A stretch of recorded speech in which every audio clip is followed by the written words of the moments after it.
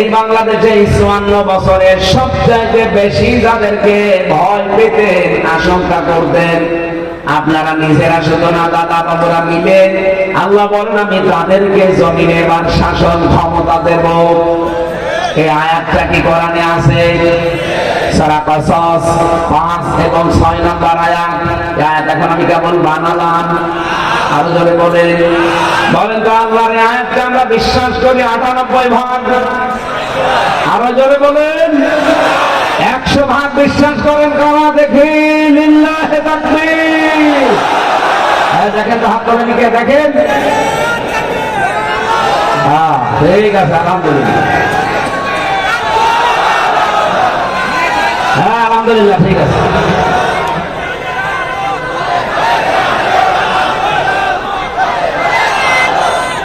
পাবনাবাসী এই জন্য মনের ভেতরে এক বিন্দু বিসর্গ পরিমাণ দুর্বলতা আসে না। আমি বিশ্বাস করি এবার বাংলাদেশে ইসলাম কায়েম হবে। হয় আপনি সাথে থাকলে আপনাকে নিয়ে হবে, যদি সাথে থাকতে না চান আপনাকে বাদ দিয়ে হবে।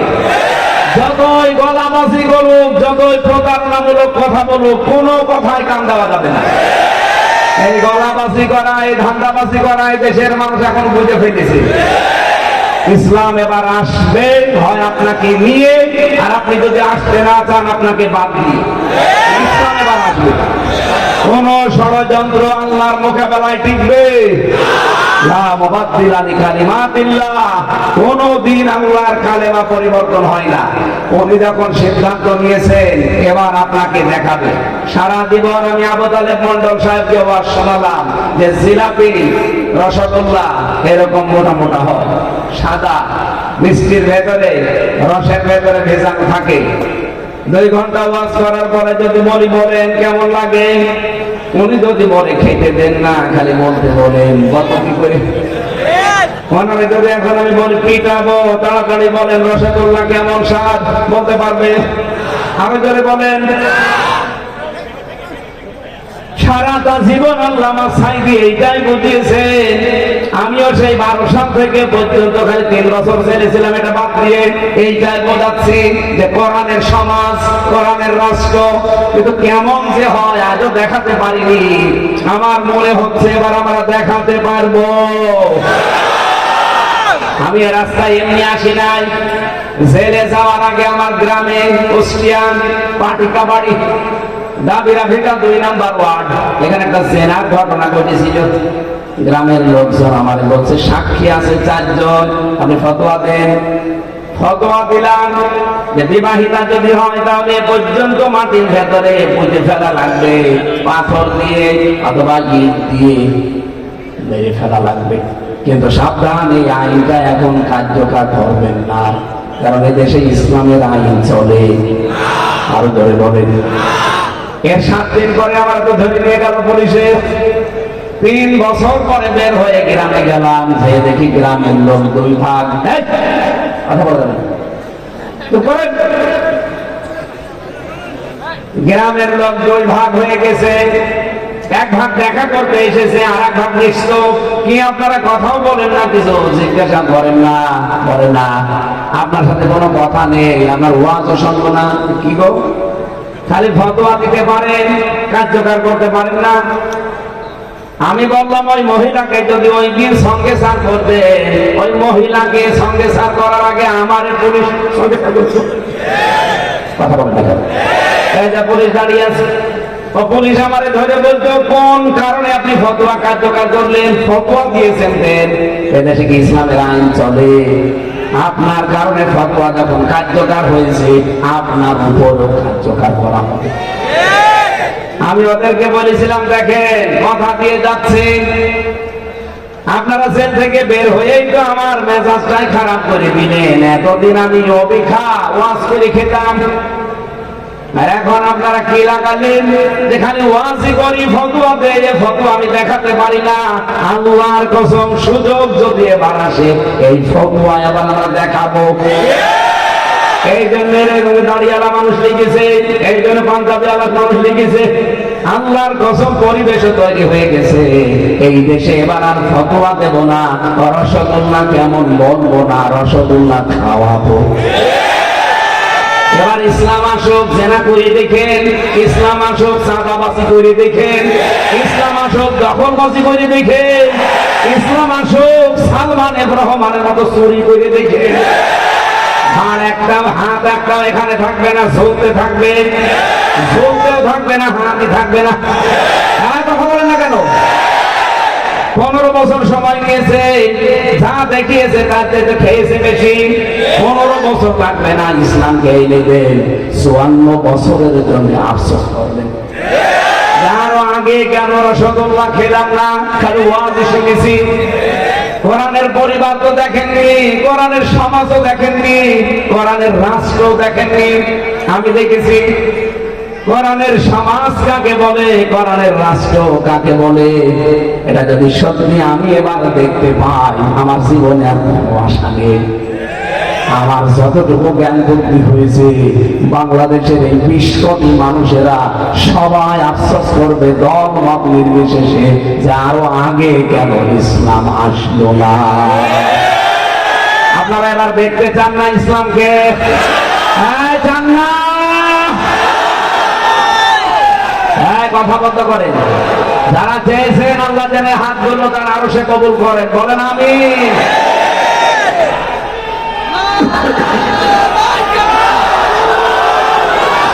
আল্লাহ রাব্বুল আলামিন বলেন ফাকুল্লান আখাযনা বিযানবিহি ফামিনহুম মান আরসালনা আলাইহি হাসিবা।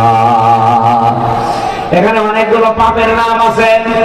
এই পৃথিবীতে যে যে ধরনের পাপ করছে আল্লাহ বলেন আমি কাউকে ছাড়ি নাই, প্রত্যেকটি পাপিষ্ঠ মানুষদেরকে আমি ধরেছি। তার উপরে আমি পাঠিয়েছি পাথরের বৃষ্টি, ঝড় পাঠিয়েছি, পাথর নাসিল করে ঝড় দিয়েছি, পাথরের বৃষ্টি বলে, পাথরের ঝড় বলে। 2 নম্বরে কমিনহুম মান আখাযাতুহু সাইহা, তার উপরে আমি গর্জন পাঠিয়েছি বাতাস।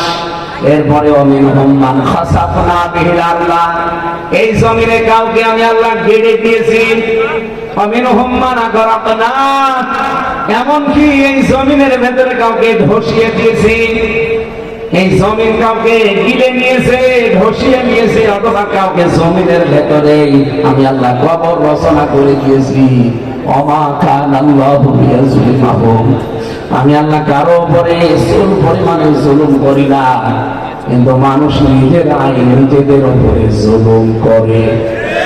এটা বাংলা অর্থ ছিল। এখানে 4টা পাপের নাম আছে। কোন পাপের জন্য কোন শাস্তি, এবার দেখেন তো বাংলাদেশে ওগুলো আসার সম্ভাবনা আছে কিনা। 1 নম্বরে হযরত শুআয়ব আলাইহিস সালামের কথা আল্লাহ আমাদেরকে শুনিয়েছেন। এটা পাবেন সূরা আরাফ 8 নম্বর পারা 20 নম্বর পৃষ্ঠা 6 নম্বর লাইনের 85 নম্বর আয়াতে রব্বুল আলামিন বলেন ওয়ালা তাকুদু বিকুল্লি সিরাতিন তু'ইনুনা ওয়া তাসাদ্দুনা আন সাবিলিল্লাহ। ওই জামানায় কিছু মানুষ আল্লাহর পথ থেকে মানুষদেরকে দূরে সরিয়ে রাখার জন্য, ভয় দেখানোর জন্য ওক পেতে বসে থাকতো। আজ বাংলাদেশে যেটা শুরু হয়েছে অলরেডি, আমাদের দাদাদের দেশ থেকে 172 জন শোটার অলরেডি ঢুকেছে, গোপনে হাদিকে যেভাবে মেরেছে সেভাবে মারা যায়। আল্লাহ পাক বলেন এরকম অপরাধ যখন শুরু হয়ে যাবে, তখন আমি আল্লাহ ওই জামানায় যে গজব নাযিল করব, শুআয়ব আলাইহিস সালামের জামানায় যেটা নাযিল করেছিলাম পাথরের বৃষ্টি, আমার আল্লাহর ওই ক্ষমতা এখন আর নেই। আরো জোরে বলেন। কাউকে আমি আল্লাহ ডেড সি বানিয়ে দিয়েছি, মৃত সাগরের মতো। আপনি এখনো জর্দানে যান, আমি বাইরের দেশে যাবার সময় আমাকে দেখিয়েছে এই সেই জায়গা যেখানে লূত নবীর বংশধরেরা পুরুষে পুরুষে জিনা করত। এবং চরিত্রহীন মানুষদেরকে দুনিয়ায় যারা সাপোর্ট করবে, তাদের পেছনে থাকবে, তাদেরকে রায় দেবে, সাক্ষী দেবে তাদের পক্ষে, আল্লাহ তাদেরকে কি শাস্তি দেবে সূরা আরাফ 83 নম্বর আয়াতে পাবেন। 83 নম্বর আয়াতে পাবেন আল্লাহ পাক বলেন ফানজাইনাহু ওয়া আহলাহু ইল্লা ইমরাতাহু কানাত মিনাল গাবিরিন। দুইজন ফেরেশতা এসেছে আসরের সময়।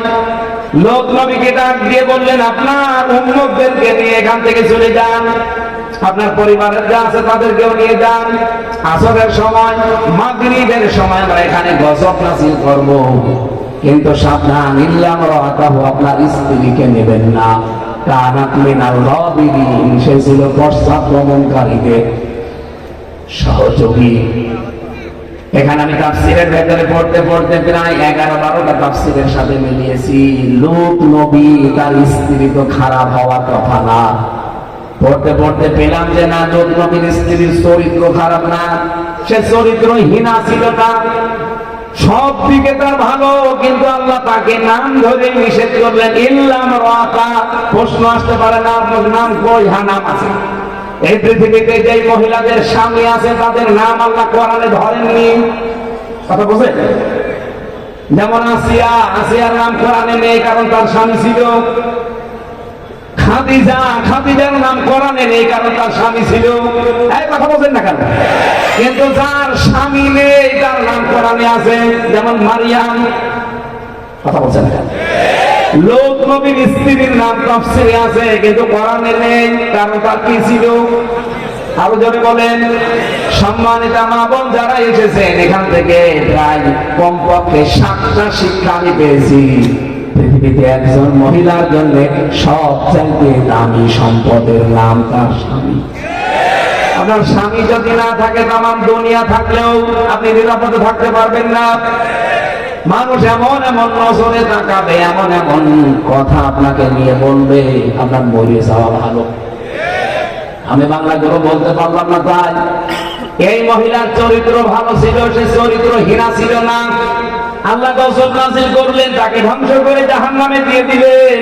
সব মুফাসসির দুনিয়ায় একমত, এই মহিলার সব ভালো, কিন্তু সে তলে তলে চরিত্রহীন মানুষদেরকে সাপোর্ট করতো, যারা মহিলা মহিলা পুরুষে পুরুষে জেনা করতো তাদের। নিজে ভালো কিন্তু চরিত্রহীন মানুষদেরকে সাপোর্ট করা, রায় দেওয়ার পক্ষে থাকা, সাক্ষী দেওয়ার কারণে যদি আল্লাহ তাকে জাহান্নামে দেয়, তাও সাধারণ মানুষের বউ না, নবীর বউ। বলেন বলেন। বাংলাদেশে বহু মানুষকে আমি বলতে শুনি এখন, যা আল্লাহ আমার জাহান্নামে দেবে মানে আমি নামাজ পড়ি, রোজা রাখি, আমার বউ পর্দায় থাকে, আমার ব্যবসা হালাল, জাহান্নামে দেবে। কি দেখে দেবে? কি দেখে দেবে এটা পাচ্ছেন না? এর পাচ্ছেন না? কি দেখে দেবে? আপনার সব ভালো আমিও জানি, আপনি এমন মানুষকে সাপোর্ট করেন, রায় দেন, তার পেছনে থাকে, যার চরিত্র শয়তানের চাইতে খারাপ। এরকম নেতা বাংলাদেশে নেই। রাত 9টার পরে যার পা ঠিক মতো মাটিতে পড়ে না, আমি নিজে দেখছি। 9টা 10টার পরে হাঁটতে পারে না, রিকশা ছাড়া বাড়ি যেতে পারে না, ওই লাল পানি আর কি কি যেন খায়। আপনি এর পরেও তার পেছনে সাপোর্ট দেবেন, রায় দেবেন, আর এই সঠিক কথা বলতে গেলে এটা রাজনীতি হবে। এদিকে আসেন, আসেন, এমন জোরে কানের নিচে 2টা দেব, আপনি সব বুঝতে পারবেন। এত বাংলায় বলার বড় বড় হুজুর বুঝি না। এদিকে আসেন, আপনাকে বোঝাচ্ছি।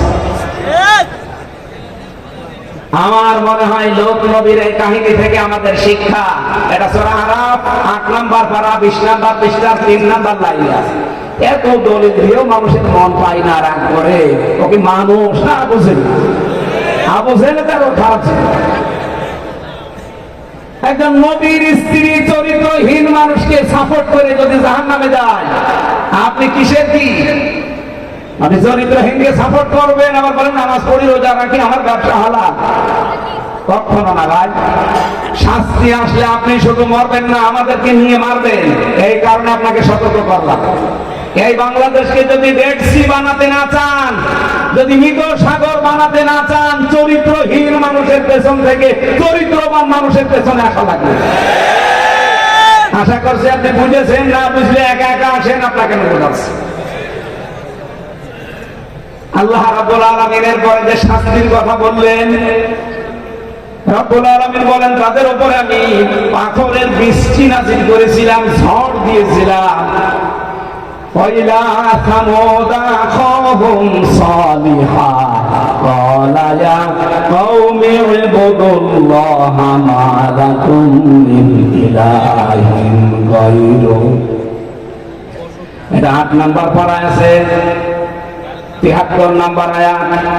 হ্যাঁ, সূরা আরাফের 73 নম্বর আয়াত। আয়াতগুলো আপনি বাড়িতে আর তাফসীর মিলাবেন। আল্লাহ পাক বলেন, আমি সামুদ জাতির নিকটে তার ভাই সালেহ আলাইহিস সালামকে পাঠিয়েছিলাম। সে জাতির লোককে বলেছে আল্লাহর ইবাদত করো, আল্লাহর আইন মানো, অন্য কারো আইন মানা যাবে? ভারতের আইন মানা যাবে, আমেরিকার আইন মানা যাবে, কথা বলেন চীনেরটা মানা যাবে, রাশিয়ারটা, পৃথিবীর কারো আইন মানা যাবে না। এই কথাই নবীরা বলেছিল, ওনারা বলেছিল ইলাহান দিয়ে। আর আমরা বাংলায় ইলাহ শব্দের বাংলা অর্থ বলছি আইনদাতা, কথা তো একই আছে। উনি বলেছিল আরবিতে, আমি বললাম বাংলায়। এখন ওনার দাওয়াত পেলে যদি আপনার রাগ না হয়, আমার বাংলায় দাওয়াত পেলে আপনার রাগ হবে কোন কারণে? কথা বলে না কেন? তারা যখন জাতির লোকেরা এসে বলেছে হ্যাঁ তোমাকে নবী মানি, একটা কিছু নিয়ে এসে দেখাও আমাদের। তিনি দেখিয়েছিলেন। আমরা যেমন 15 মাসে আল্লাহর কসম এই দেশে আমরা দেখাতে সক্ষম হয়েছি, আমাদের অভাব থাকার পরও আমরা চাঁদাবাজি করি নাই। এর চাইতে কি নিদর্শন দেখবেন? অনেকে বলে যে এতদিন খাইনি তাই খাচ্ছি, এতদিন আমরা খেয়েছি। আপনার চাইতে তো আমার অবস্থা খারাপ। আমার বাবা 3-4 দিন আগেও বলছিল হামজা তোরে জেলে যাওয়ার পরে প্রায় 32 লাখ টাকা আমার গেছে। আপনার চাইতে তো আমি আর ভিকটিম মজলুম বেশি। ওই 15.5 মাসে তো চাঁদাবাজি আমি করলাম না, আপনি করেন কোন কারণে? রব্বুল আলামিন বলেন, তার কথা শোনার পরে হাদিহি নাকাতুল্লাহি লাকুম আয়াতান ফাদারুহা তাকুন ফি আরদিল্লাহ। আমি আল্লাহ নিদর্শন পাঠিয়েছিলাম। মুসলিম বিশাল কাহিনী তাফসীরে ফি জিলালিল কোরআনে আছে, মারিফুল কোরআনে আছে, ইবনে কাসিরে আছে। একটা উষ্টি পাঠালাম, গর্ভবতী বাচ্চা এসেছে, ডাক দিয়ে বললাম আল্লাহর নিদর্শন, যেখানে ইচ্ছা যাবে, যা ইচ্ছা খাবে, কিন্তু সাবধান এর কাছে কেউ খারাপ উদ্দেশ্য নিয়ে আসবে না।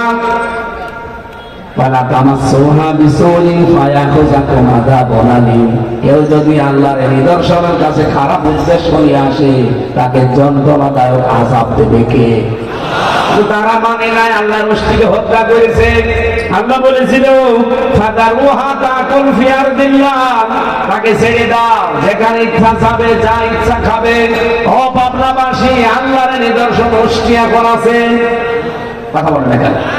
বলেন মুসা নবীর নিদর্শন লাঠি এখন আছে, সুলাইমান নবীর নিদর্শন তখ্তে সুলাইমানি আছে। কি আছে? এই যে নিদর্শন, আল্লাহর নিদর্শন, এটা আল্লাহর আয়াত। আল্লাহ বলেন এই কোরআন যেখানে ইচ্ছা যাবে, যেখানে ইচ্ছা মানে আপনার পরিবারে থাকবে, সমাজে থাকবে, রাষ্ট্রে থাকবে, সংসদেও যাবে। হাজারুহা, তাকে ছেড়ে দাও, তাকুল ফি আরদিল্লাহ, এই জমিনে সে খেয়ে বেড়াবে। কি খাবে? এই পৃথিবীতে যত অন্যায় আছে সবগুলো খাওয়ার ঔষধের ভেতরে আছে। এই ঔষধ গুলো প্রয়োগ করা হবে সংসদে। এই দেশে যত অন্যায় খাওয়া খাওয়ি চলছে সব খাওয়া বন্ধ হবে। আর খারাপ উদ্দেশ্য নিয়ে এর কাছে কেউ আসতে পারবেন না। কোন খারাপ উদ্দেশ্য নিয়ে যদি এর কাছে কেউ আসে, আবুল সরকারের মতো, তারে ফাঁসি দেওয়া হবে। যন্ত্রণাদায়ক আযাব আল্লাহ রেডি করেছেন দুনিয়া এবং আখিরাতে। আল্লাহ পাক ওই জামানায় সালেহ নবীর কাছে তার উম্মতের জন্য যে পাঠিয়েছিলেন গজব, এই জামানায় আল্লাহর সে ক্ষমতা নেই উনি গজব দিতে পারে। সুতরাং আল্লাহর নিদর্শন যেহেতু আছে, উট নেই, লাঠি নেই, তখ্তে সুলাইমানি নেই, দাউদ নবীর লোহা ধরে চাপ দিলে পানি হয়ে যেত, ওইটা এখন নেই, কিন্তু এইটা আছে। এটা এখন পৃথিবীর শ্রেষ্ঠ নিয়ামত, শ্রেষ্ঠ আয়াত। এ যেখানে ইচ্ছা এবার যেতে চাই। এই 54 বছর যেতে চেয়েছে, বাধা দিয়েছে, এবার যেতে চাই, কেউ বাধা দিতে পারবেন না। যারাই বাধা দেবেন তাদের জন্য কিন্তু শাস্তি আসবে। আল্লাহর শাস্তিকে ভয় করে এবারের পক্ষে থাকার দরকার আছে না নেই? আল্লাহ যদি একবার রেগে শাস্তি দেয়, আপনি না আপনার বাবাও মোকাবেলা করতে পারবে না। এই শরীরের ভেতরে 5.5 কেজি রক্ত প্রবাহমান। বিজ্ঞান এখন জানাচ্ছে এই 5.5 কেজি রক্তের ভেতরে 5 প্রকার ক্যান্সার হওয়ার সম্ভাবনা আছে। ও পাবনাবাসী, 1 প্রকার যদি আল্লাহ লাগিয়ে দেয়, 14 বংশ বিক্রি করে ঔষধের পয়সা হবে না। কথা বলেন না কেন? এই জন্য কেউ দুঃসাহস দেখাবেন না। এবার আল্লাহর আয়াত, আল্লাহর নিদর্শন, এবার সেখানে যেতে চায়, যা করতে চায় করতে দেবেন না দেবেন না? এটার পক্ষে থাকার আহ্বান জানাচ্ছি। আল্লাহ যেন তৌফিক দেন, বলেন আমিন। এই অনুষ্ঠানটা বছরে একবার হয় মাত্র। মেয়েদের অনুষ্ঠানে আমি দিনের বেলা প্রোগ্রাম ছিল, এখানে আসতে পারি না।